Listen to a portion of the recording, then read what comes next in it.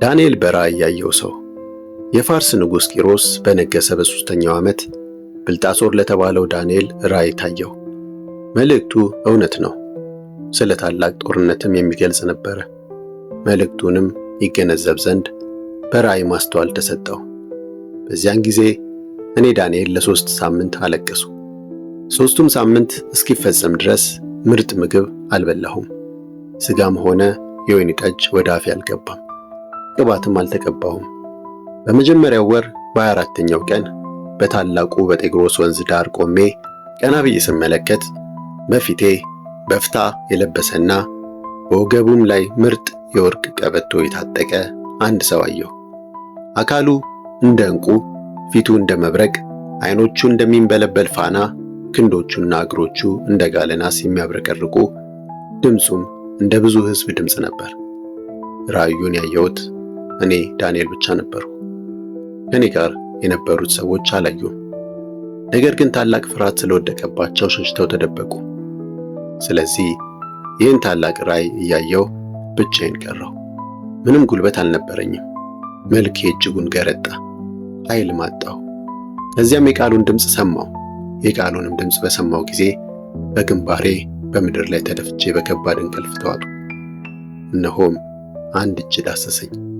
እየተንቀጠቀጥኩም በእጄና በጉልበቴ አቆመኝ። እርሱም እጅግ የተወደድህ ዳንኤል ሆይ አሁን ወደ አንተ ተልኬአለሁና የምነግርህን አስተውል፣ ቀጥ ብለህም ቁም አለኝ። ይህን ሲለኝም እየተንቀጠቀጥኩ ተነስቼ ቆምኩ። ደግሞም እንዲህ አለኝ፣ ዳንኤል ሆይ አትፍራ።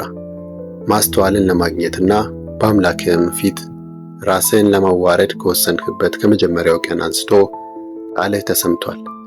እኔም የቃልህን መልስ ይዤ መጥቻለሁ። ነገር ግን የፋርስ መንግሥት አለቃ 21 ቀን ተቋቋመኝ። ከዋነኞቹ አለቆች አንዱ የሆነው ሚካኤል ሊረዳኝ መጣ። እኔም በዚያ ከፋርስ ንጉሥ ጋር ተውሁት።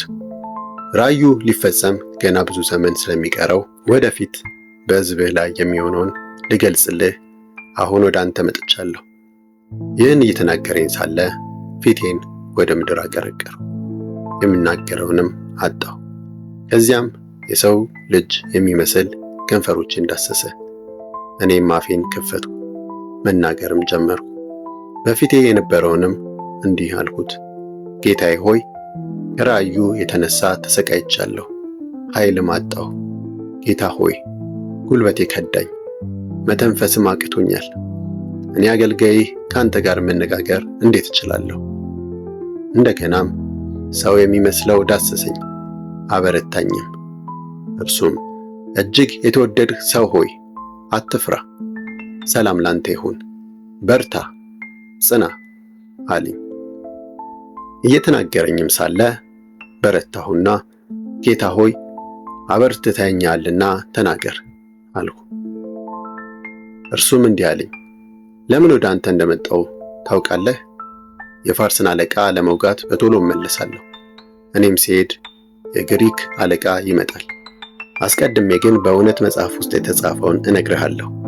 ከእነዚህ አለቆች ጋር ለመዋጋት ከአለቃችሁ ከሚካኤል በስተቀር የሚረዳኝ የለም።